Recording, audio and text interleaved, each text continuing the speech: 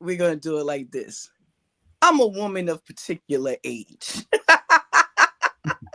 And because I am a woman of particular age, this means I'm getting up there, in my age. And I have things that I think about that, I didn't think about when I was a younger lady. Some of them I did and just couldn't address then. But here we are now. You're never too old to make a fresh start. And that is something I tell myself. So why am I starting this way? As a woman of a particular age, these upstate New York winters are getting to be quite challenging. All the shoveling of snow and the throwing of the salts and the storm wintry advisories out of nowhere get to be a little bit trying. And God knows for my bones, it be cutting up sometimes. So this book that I'm sharing with you is a book that I got that was going to help me not have to have so many of these cold winters. So what am I talking about? I'm talking about investing today. Yes, Nick, I pulled out a book about finance. Yes, I did. This is The Lazy Person's Guide to Investing. One of the best old school throwback classics that I have in my collection. This is by Paul B. Farrell, PhD. He's a columnist, and he worked for CBS Market Watch. And this book was copyrighted in 2004.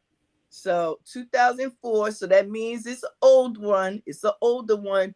So we know that with some of this older information, especially in things like marketing, investing, some of it may seem outdated because it is.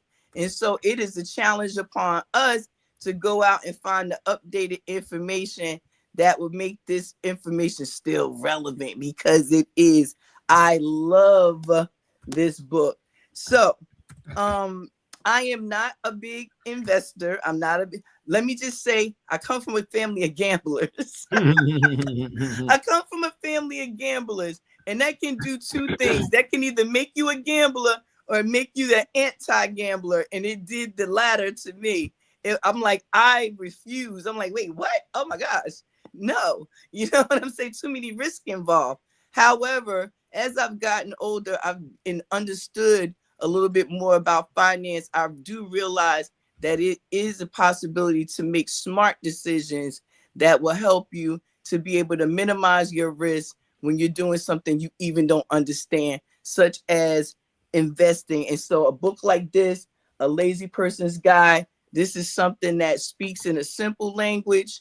It speaks in a simple language, simple enough for those of us who have not gone to school to study finance to not be as intimidated by some of the language that's used in the world of finance. Now, Nick, I know you do a show on Friday nights on finance. So I said, I was so excited to bring this to you, but I said, I got to be on my P's and Q's because this is his field. This is what he knows. So I got to bring all the right things out of this book to be able to show why I brought it.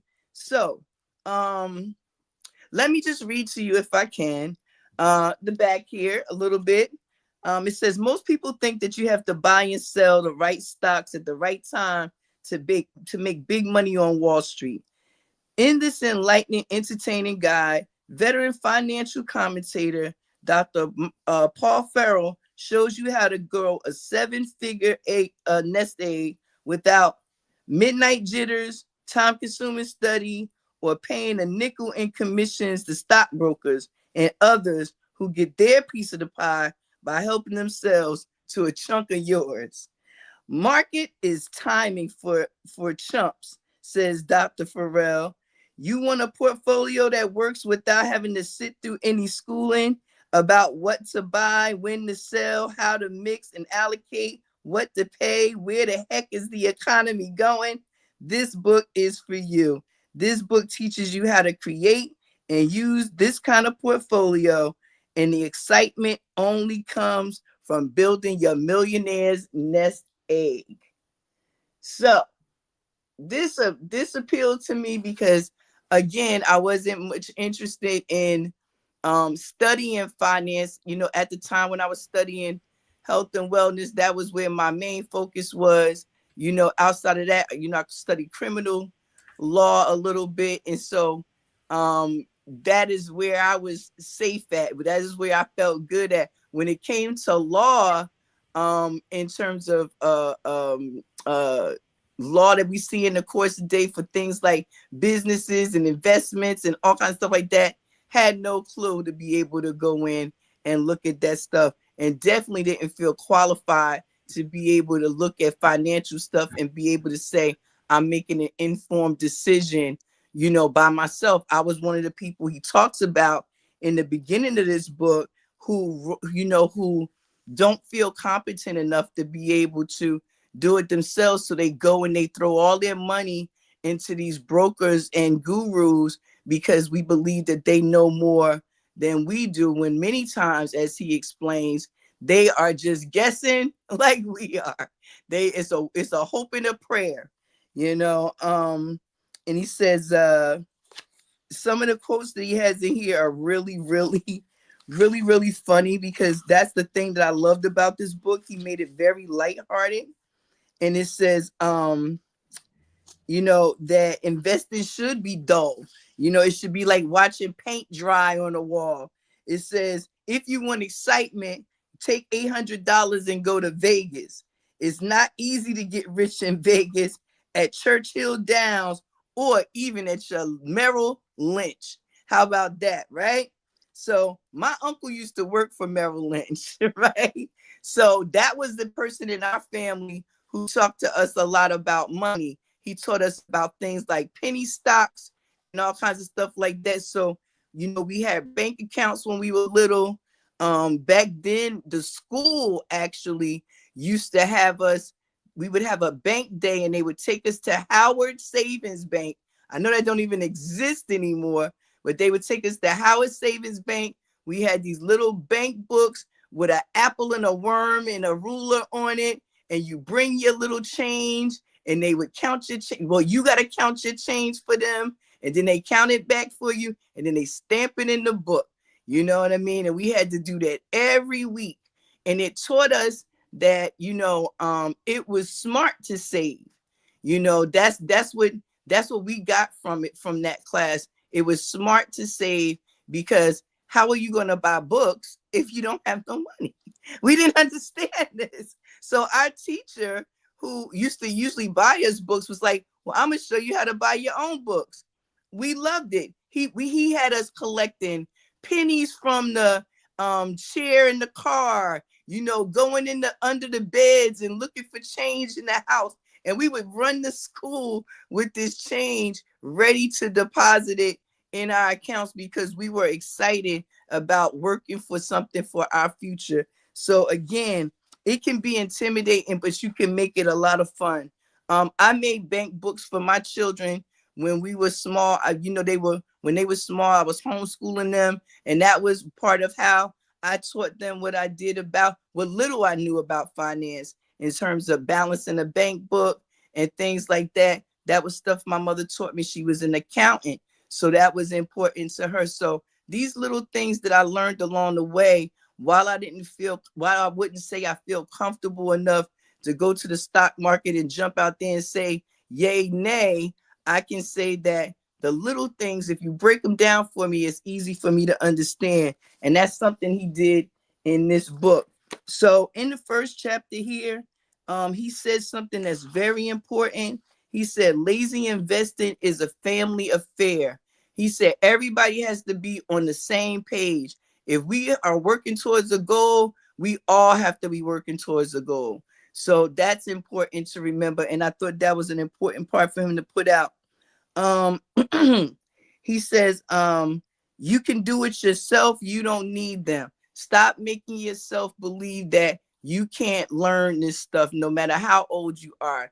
You can take little bits and pieces, start to digest it, and work from there. He actually gives little exercises in this book. Again, this book was put out in 2004, so some of the exercises might be a little bit older, but you can apply new information from the stock market to it today and be able to get some understanding of the formulas that he was giving you, because that's the most important part, is the formula, not so much the stocks that he used as examples. So he says you have to find a cure for information overload. He said there's so much information out there. Everybody trying to tell you how to be a guru. Everybody trying to tell you that they can be the one. Their system is the way to help you make this passive income that's going to put you up and set you up for the rest of your life. But without that information, you know, you won't be able to do it. It's so much you'll never be able to take it in. And he lets you know that. He says there's so much new information is being supplied every day to this industry. And he says, so what you have to do is you have to find some tried and true people that you will read their information and potentially build from the things that they've learned in their journey. Okay. One of the things I wanted to point out, just as who we are, Nick, is in the beginning when he's giving his thank yous and everything. I found it, it made me tickle actually when the first person he shout out, it says he'd like to give a special thanks to 5 incredible mentors who encouraged him to take the road less traveled. The very first person he mentions is Joseph Campbell. One of, in my opinion, one of the most slept on metaphysicians to ever give some words. You feel me? And he says, an extraordinary man who taught me about the hero of 1,000 faces and the power of myth. And then he goes on to thank Carl Jung, the mystical godfather who spoke to him across time in his memories, dreams, and reflections. And then he says, Bill Wilson, who taught me so much, and those of us in the program, how to live the impossible dream one day at a time. And to Calvin Hall, whose serendipity was much more than a classy restaurant in Manhattan and a magical dance of meditation in Soho, and most of all, his wonderful wife. Again, he has a base of people that, of information that inspired him, and from that foundation, he was able to go out and find other information to help him in turn be able to put this together. On continuing in on the business side of it, he talks about different methods of investing, and one of them is called the couch potato portfolio. Okay, here we go. Oh, hold on, let me put you on full screen. Yeah, the couch potato portfolio.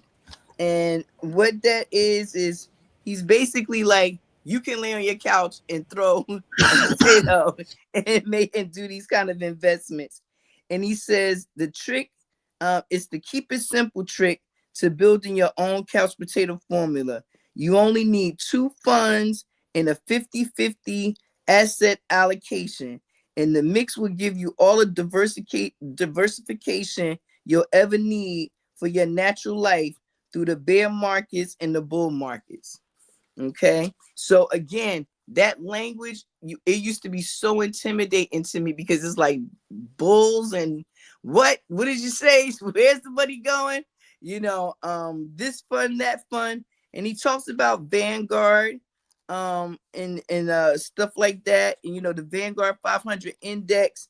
He gives he gives some ideas here for the for how to, you know, deal with the machine. He calls it the super hype of the machine. He said, you will never beat the machine.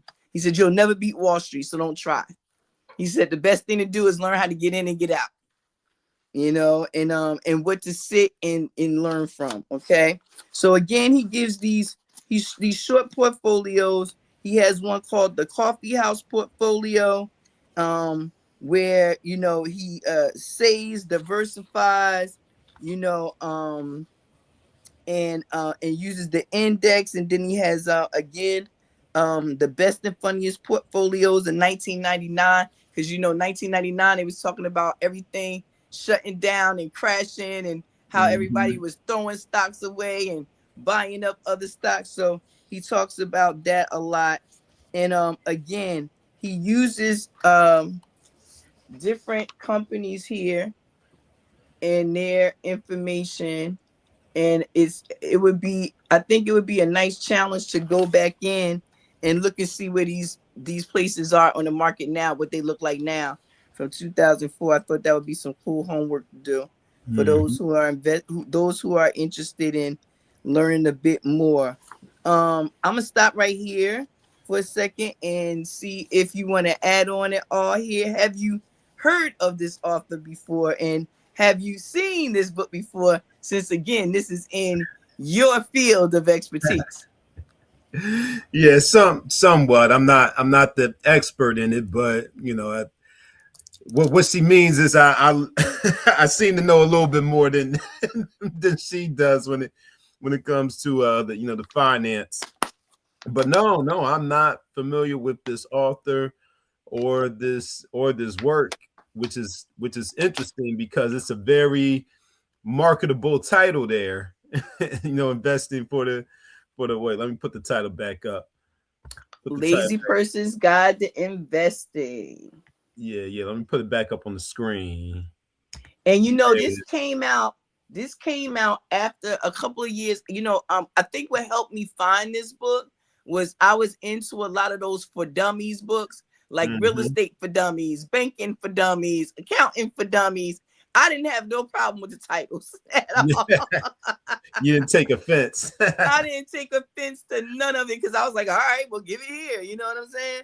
I'll Right. take it. And this one right here, right on the front of it, when I saw it, I remember laughing, because I said, oh, he was trying to get at my soul. It said a book for procrastinators, the financially challenged, and everyone who worries about dealing with money. I was like, oh, he just spoke directly to my soul. So that's right on the front of the book, and I thought it was eye catching. It was funny, Mm-hmm. and it makes you take your guard down a little bit, because when you think about it, so much is riding sometimes on your financial well being. You know, I am no longer married. You know what I'm saying? I remember a lot of that stuff I left to my husband, to do. I that was his part of the job, was, the maintaining the bills and looking at the insurance and all that stuff like that. That wasn't my job. My job was to take care of the children and him and the household. I didn't have to worry about all the other stuff. Of course, I handled the household expenses in terms of what applied to taking care of the children. But when it came to setting us up for our future, while he did ask me what some of my goals were, primarily it was him that was deciding what we would actually end up doing. And so, that's neither here nor there. All I can suggest to anyone in any situation is a base knowledge of this stuff is important for anyone, whether you are the primary breadwinner or not. It's just important to know. It's Yes. just important to know. And I found that out years later. Having all adult children now, I look at, and that's why I said I'm a woman of a particular age, and how, this whole winter thing has, I always planned on traveling in the winter. You know what I'm saying? I always planned on, every time it get a little bit of chill in the air, it's time to pack my bags and go someplace warm. Cause that was what my husband promised me. He was like, we'll be able to do that. You won't have to deal with the winters. You won't have to shovel.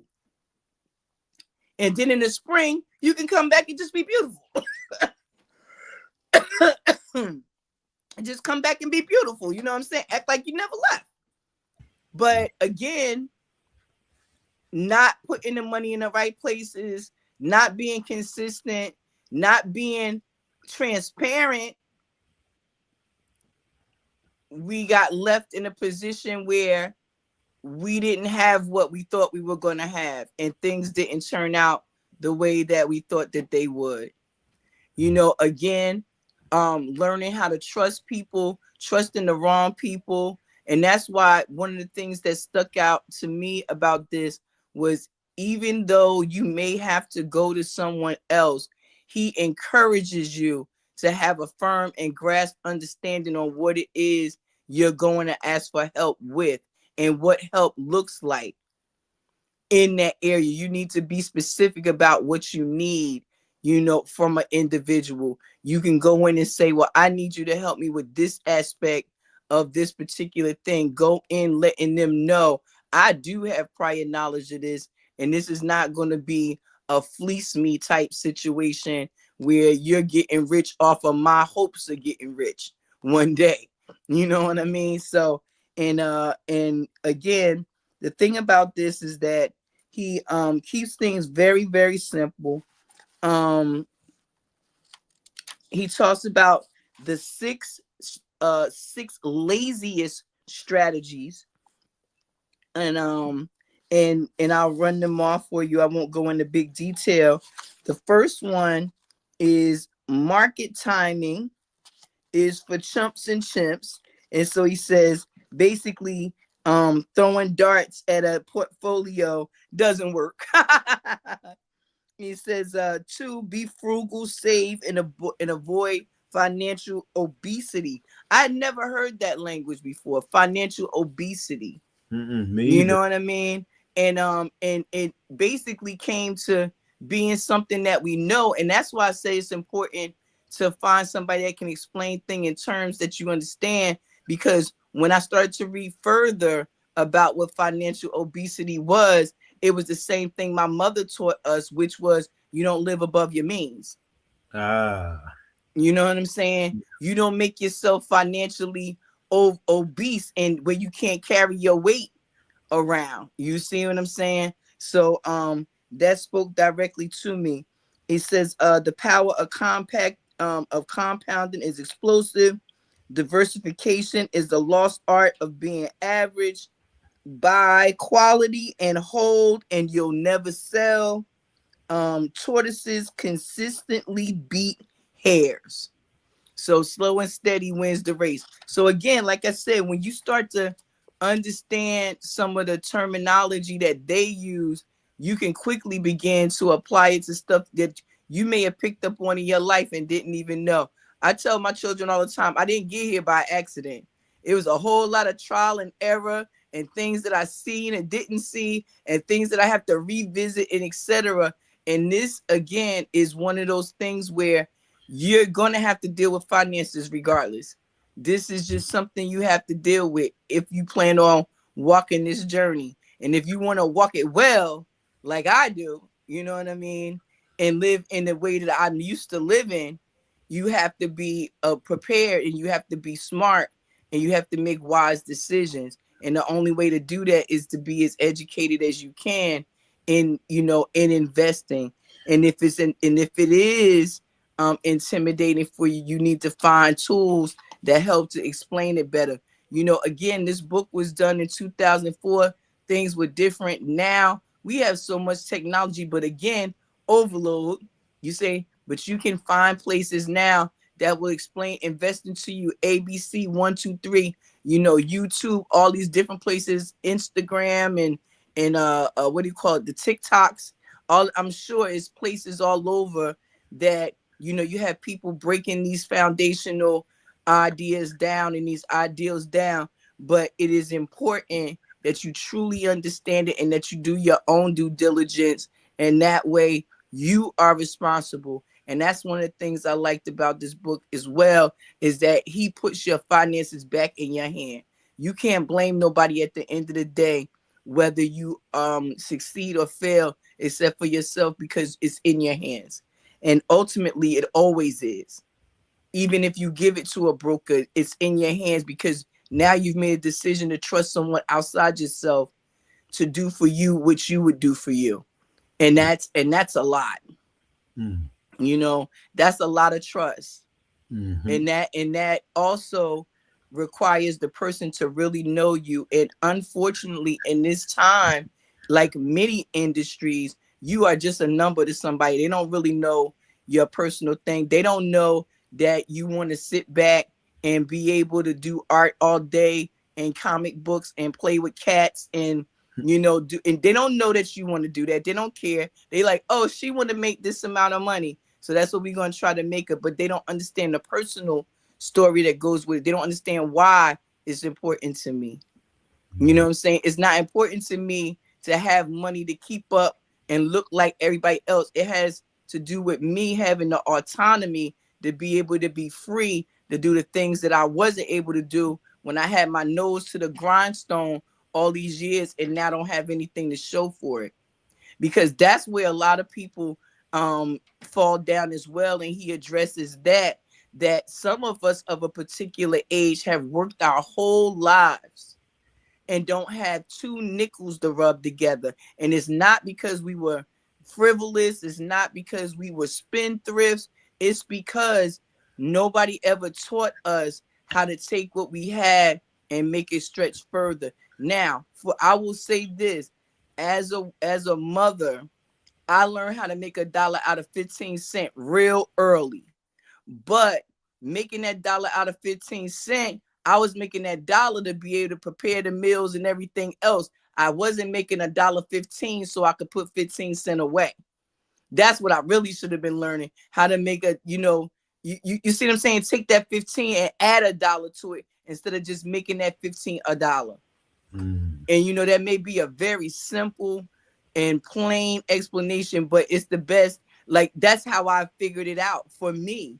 And even now, that's how I look at my investing as well. What am I doing to make sure that there's some excess? So if I do meet a challenge, I can still stand without buckling.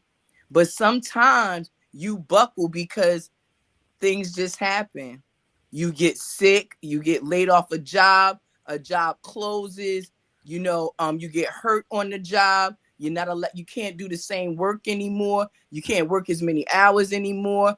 You had to move unexpectedly, and now that's an unexpected cost, or you have a car accident and now you got to buy a new car. So it's all these different things, these variables come up that can unstabilize your financial situation. And it's not because you were a poor financial provider. I made great money when I made it, but you get hurt at a job or you get sick and you can't work in that field anymore, and you quickly see that your savings will dwindle before you know it. And you can't be embarrassed either. See, that's the thing. He said they try to keep you embarrassed, because if you're embarrassed, you won't say, hey, I need to start over from zero again. And that's one of the things he does in here, is he talks about starting over from zero, no matter how old you are, and having the confidence and the courage to be able to say, I am going to meet these goals, even though, some of them I have to sit on like the tortoise, and some of them I have to move fast like the scorpion. You know what I mean? But he does offer what he calls idiot-proof portfolios for the financially challenged. And he says, yes, Charlie Brown, you can save and invest, right? And then it says he does a chapter of where do active money managers put their own money. I think that's important when we are asking someone to help us, or we looking at companies. How do they invest their money? Where's their money invested at? Because at the end of the day, you know what? They not trying to take a loss. So I want to do what you doing. You know what I mean? Where your money going? So your money growing, I want my money to grow too. What you mean you scared to put your money in there? Well, don't put my money in there. You know what I mean? If you're not going to put yours in there, don't put mine in there. You feel me? So, and that's what he talks about. People having a lack of confidence in their own aggressive management strategy. You have to be like, no, this is not going to work for me. These people, if you are hiring someone to do this work for you, you have to be very clear. Communication. I tell people that is one of the key things in any relationship, communication. And this is no different. You have to be able to clearly state what it is you are looking for and looking to do and your desired outcomes. So this person can be able to either say yay or nay, we can move in that direction. And you need someone honest enough to say, I can't help you. And a lot of times you won't find that, unfortunately. Unfortunately, you won't find a lot of people be like, well, you know what? That might be a little bit more. Let me refer you to somebody else. Nobody wants to look like they don't know stuff. So we're going to have to do something about that. Stay away from those people. Finally, I just want to talk about discipline. Discipline is required when you're dealing with finances, just like when you're dealing with anything else. But in finances, especially in the world that we in today, being disciplined is extremely important. One of the things that I'm very grateful for is I've never been a spendthrift. So, money don't burn no holes in my pockets. I can hold it. I can sit on it. But like I said, I could hold it and sit on it, but it wasn't growing.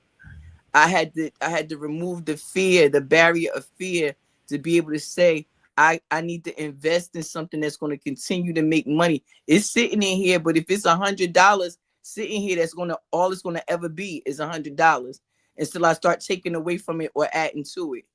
So, I just encourage everyone, especially those of us who are of a particular age, to really start looking at your finances and get yourself in a position where you can stand and say, look, I can live like this. It's embarrassing for a lot of people to have to ask for money. I know I've had to ask for help, and it is not fun. It is not fun. It is not fun. And for anybody who's listening that I borrowed money from at some time in my life on my journey, it wasn't easy to ask you. You know what I'm saying? And so with people understanding that, I think the more of us would get together and realize that some of us are dealing with the same issues. Things, old traditional things like susus help to save people, individuals. As a widower, or divorcee, sometimes you don't have anybody else to invest with. If you have a small community group that y'all invest with, this can help. If we got 6 or 7 people in the same position, we all widowers, we all, we're dependent on our spouses to help us to the end of our journey, and we no longer have these spouses. Now we can start to build with each other because we understand where each other's at. So getting with like minds, again, just like with any place, getting with like minds and people who understand the importance of investing, and no matter what time, no matter how small or how large. And I think that's the other thing, that's the last downfall, I think, is that people think you have to invest big. You don't. Just like a bill can grow a little bit at a time, your money grows the same way. 1 month your bill 400, then the next minute is 600, then the next 6 minutes 800. You can do the same thing with building your finances if you're smart and you learn how to be more disciplined, put your money in the right direction, know what it is you want to do, have clear, defined goals and desired outcomes, and again, get the best information you can and make sure that you have a firm grasp on that information before you act on it. And don't be afraid to ask for help no matter what. Put the embarrassment to the side. My mama used to say, tell the truth and shame the devil, because you ain't going to shame me. You feel me? So when you need help, ask for it. For me, I did. And I found books like this, and I found people who understood these type of investing platforms and how to put together strategies for people who were starting over, people who were starting at a later age. And I love that they quote Warren Buffett in here, because for those who understand, Warren Buffett didn't start making his big money till he was after 50. You know what I'm saying? So, you know, it's hope everywhere. You know what I mean? And following up, he does have um a complete library for America's laziest investors in the back, where he mentions some of the books that he used for different things. Do it yourself investing, the psychology of money, um, financial giants. Again, reading about people who have done or doing the same things you want to do is important. Brilliant minds of American millionaires. Again, the different type of strategies for going in, and the pillars of investing. So it's a great book. Like I said, it's an older book. You may need to update some of the companies that you research and the information that it gives you, but it is definitely one that will stay on my shelf because it is inspiring. And even when I was reading through it, just to bring it back, I said this requires a reread from front to back again. So I think this may actually end up on either the spring or the summer reading list for MaWu Lisa Temple. So for those who are into the studies with us, this might be one of our books coming up. So get ready. We're going to help you be wealthy in every way, in your pockets, in your body, in your mind, in your spirit.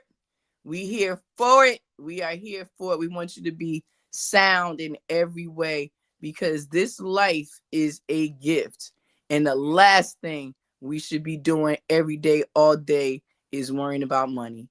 It's really, really depressing, and it keeps the creative flow at bay. And we are creators, and that is what we are supposed to be doing. So I encourage people, create, and you do that by building a solid foundation. And this is a way that you can begin to do that, even if you're young, or like I said, a person of particular age, and you starting to realize that you may have to finish out this journey alone. So you still need your money though, right? You know what I mean? So I still need to travel, you know.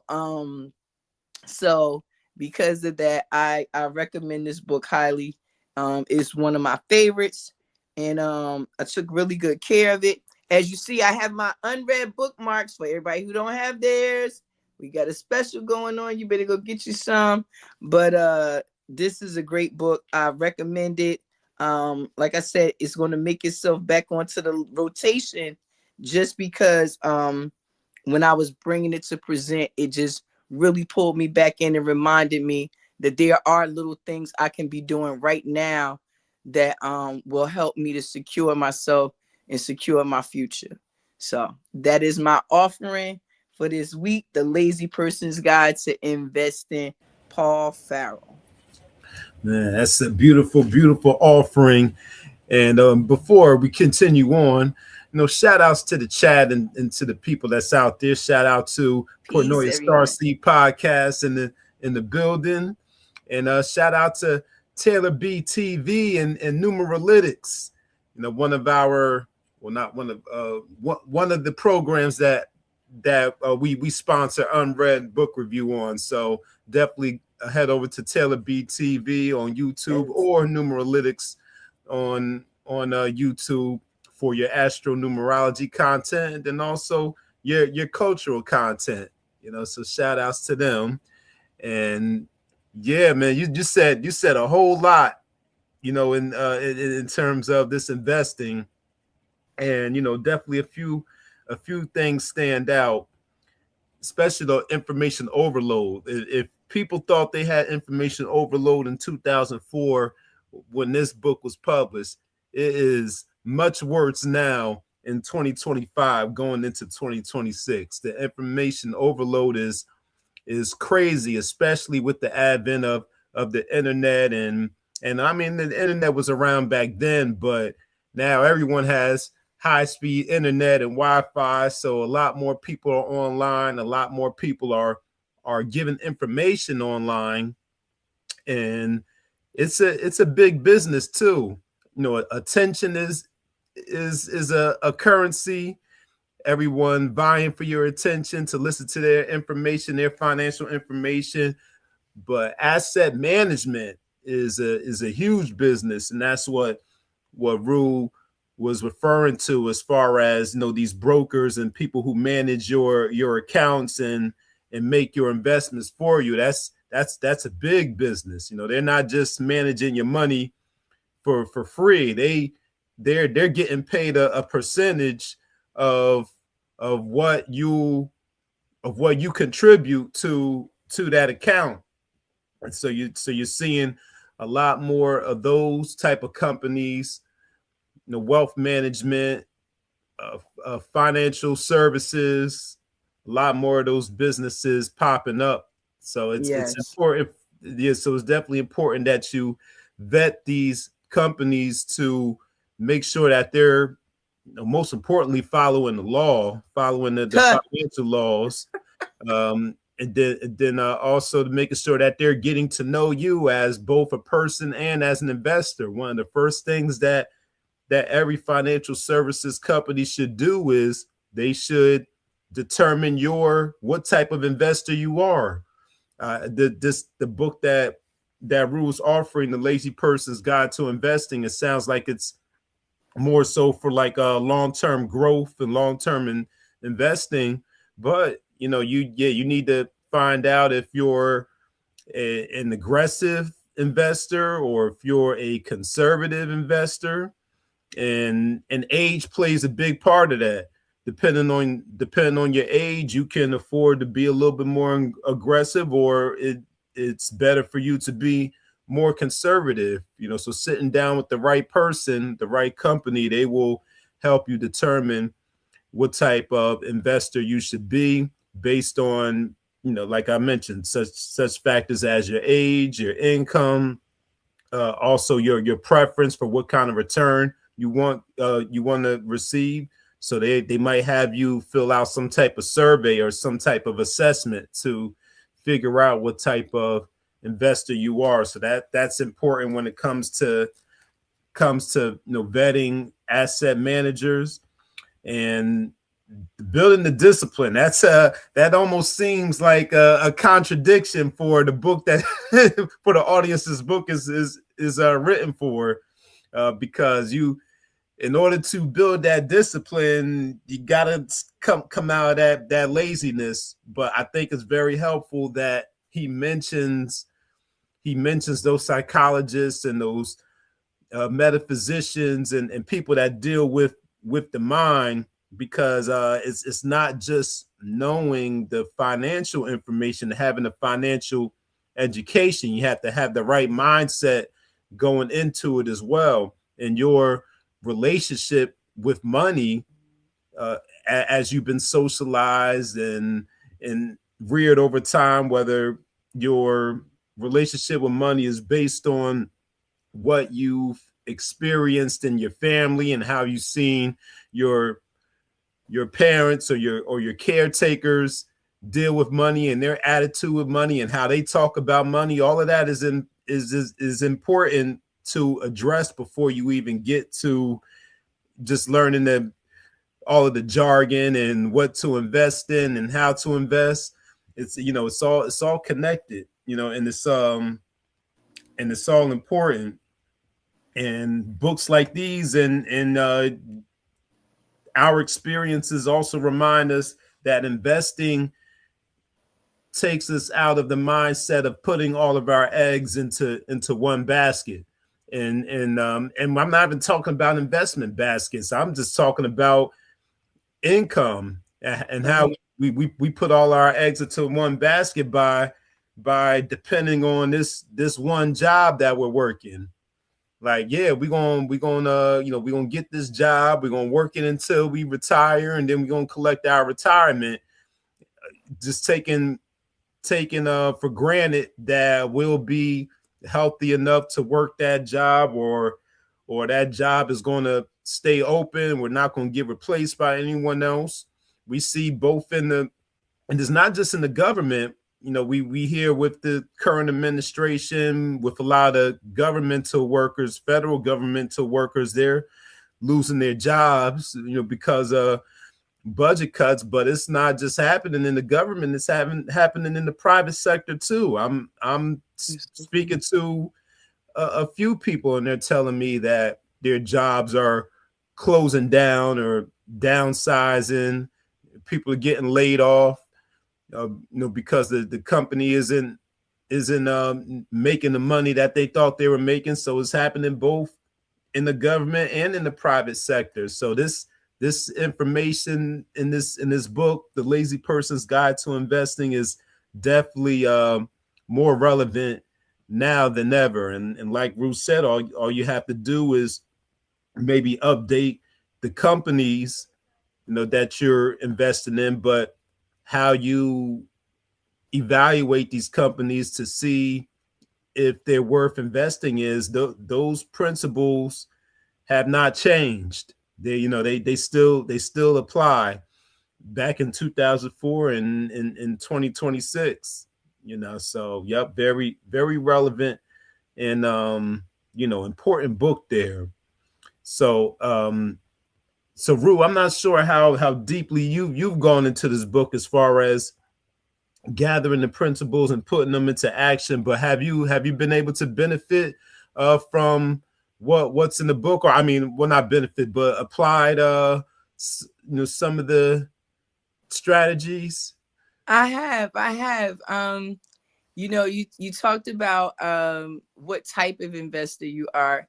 I mentioned, you know, and you also mentioned that if you're going to be working with brokers or others, that they should get to know you as a person and also, you know, your financial goals, etc. One of the key things I said when I started this afternoon was that I came from a family of gamblers. And I've watched some really bad things happen from people making poor decisions. You know, things like one day you have a house and the next day you don't. My father was an extreme gambler, and when they say he bet the farm, he would bet the farm. And I watched my mother work so very hard to save money, and I watched him just pour money out the house. And so it made me a lot more frugal, I think, than many. So when it came to people telling me, oh, put this $1,000 here or this $500 here, I'm looking at them like, you can't be serious. You know what I could do with $500 or $1,000? You know what I'm saying? I can't be putting in no place and just letting it sit. But when I started to understand more about allowing things to grow interest and investing in the future versus the right now, it did allow me to soften my gaze a bit when it came to the, you know, looking at the possibilities, because, you know, the opportunities are always around you. You know, somebody always got a get quick scheme. You know, I grew up in the era of multi-level marketing and all of that stuff like that. So, you know, I'm used to people in there, as my mother called them, harebrained ideas. So it's you know, it's what you invest in. And while I have tried my hand at investing in the market, you know, I found at the end of the day, one of the things that really has worked for me is investing in people. You know, I am a firm and very vocal supporter of the people I support. I am one of the biggest cheerleaders. Nick, you know that. If I'm down for you, you got a cheerleader forever, and can't nobody cheer for you like I do. So I found that investing in people has helped me, because that allowed me to then focus on what industries I wanted to invest in, because it was the industries that some of these people that I was supporting, you know, were a part of. Outside of that, I started to learn about the old tried and truths, things that'll always be around no matter what, businesses that survive disasters. So I did a lot of study about, the Great Depression, which, my grandmother had already, given us some insight to what it was like to be in those times. And so investing in companies that are tried and true, that have been around, for a long time, and not necessarily always were in the forefront, but making quiet money. Things like Smuckers. I will forever eat peanut butter and jelly. So investing in jelly for me made sense. You know what I mean? And that was how I kind of started to approach things. I use, you use household products. So looking into the industry to see products and things that I can invest in that was already a part of my life made it much more functional for me. It made me understand this is what happens when you spend money on said product, then said company does better and you do better. So that was how I started to approach that. And it works for me. It's a lot more I would like to do because again, I have not been very aggressive. I haven't had the opportunity to be, but I believe that if I continue to do my due diligence and trust my intuition, that was one of the things that, you had mentioned about your mindset about money and following your intuition. That's something that Joseph Campbell, who is one of his mentors, talks about changing your mindset and, trusting your intuition when it comes to what it is you need in this world financially. Because again, we see these dollars and cents, those things are made up. It's all about currency, energy, exchanges. So, where am I prepared to put my energy? That was what this helped me kind of look at again from a different perspective, from a more practical place, because from the spiritual place I understood it perfectly, you know and from the street space I understood it perfectly. Scared money don't make no money. That's what my father used to tell us all the time when in the midst of his gambling. He's like, if you scared, you ain't gonna make no money. So you have to learn how to trust yourself. And that's what this has taught me mostly is, if you do your due diligence, things can happen, just weird stuff. But if you do your due diligence and you know what your desired outcome is, and you know your approach that you want to take, it can be very exciting. And it has been for me. And I'm excited about the future because I know what it is I want to build in terms of legacy. And I know that requires me to build the bigger pocketbook, if you will. Mm-hmm. Yeah. So yeah, I hope that Yeah. answered the Right. question. Oh yeah, yeah, yes, absolutely, absolutely, and I think that's a universal benefit that people can gain from this book, because it's one of those foundational items that you need to address and rectify before you proceed further. And this can be used as a great companion text. Let's say if you wanted to collect the offerings that we've been bringing to you on this show, you Yes. can pair this with The Intelligent Investor by Benjamin Graham that I brought, Yes. a couple of months ago. So that's another classic investing book, but that one is like classic, like that one goes way back. Yes, yes, it does. And I actually thought about that when I was choosing this book. And like I said, I'm always, I remember when I brought the marketing book to UnRead, and it was an old school marketing book. Oh, printing flyers was still in there. You know what I mean? But one of the things that I learned is that, like you said, this information is foundational. You may have to look at different stocks and things like that, because obviously the market that he was looking at and the market that we are in is very different. You know what I'm saying? For a variety of reasons. But it just really served to remind me that yeah, you need some intelligence, some financial intelligence. You know, we talk about emotional intelligence, and you know, we talked about all the different types of intelligence, Nick, and you and I have, and financial intelligence is definitely one of them. And the way that you know, strengthen that financial intelligence and learn to use it in your daily is by really understanding, going in and really understanding, and not walking away until you do. You know, you have to really be determined. That's part of the discipline. Is, you know, you can't, you know, this stuff can be overwhelming, especially when you're dealing with the real world in real time. Let's put that out there. So you got the person who, you know, because I've seen this, you know, and I'm sure you have too. You got the person who has gone to school, they've done everything they're supposed to do. They went and got their associates, and they got their bachelors, and they got their masters, and now they working at Burger King. You know what I mean? And it's through no fault of their own. They just, this world has it set up where if you don't have even if you have a plan, you have to have a plan for your plan, because things are constantly changing. But that foundational information is what's going to save us. You know what I mean? That foundational information, this is what saves us. And I would put this amongst it, because even something as simple as for the entrepreneur, knowing how to pay yourself. Knowing how to pay yourself.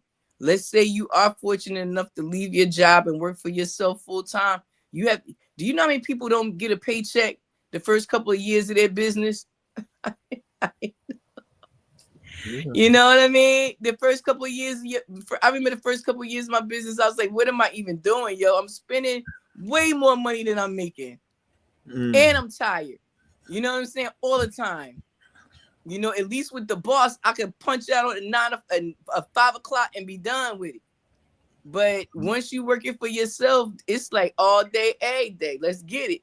And you know, you even have to learn how to put a balance with that, because that can become overwhelming. And that's how you fall into that information overload, because you're trying to do everything. Find one thing, learn it, apply it, see how you like it. That would be what I suggest. You know, you got some really interesting stocks out here right now that don't cost a lot of money to get in on. You know, needless to say, for those of us who want to understand Bitcoin, who we can send them to for Bitcoin? Nick, we can send them to people for Bitcoin and for Forex and all these different things, because we got people in our networks that this is what they do. Well, you you want, once you get the names, you let them know. Absolutely. You know, Absolutely. I'm You not. know, but I mean, again, these are books that, you know, if they're written in simple ways, you know, that's why I said to you, when I would see those books for dummies, I wouldn't get offended.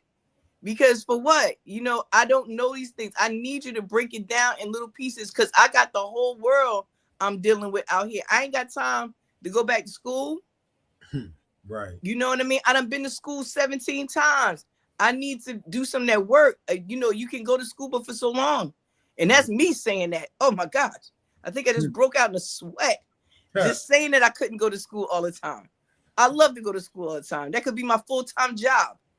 You know what I mean? But since it's not, you know, I have to secure my future some kind of way. And this foundational information works. I wanted to point out something really quick, something funny. Well, two things funny, actually.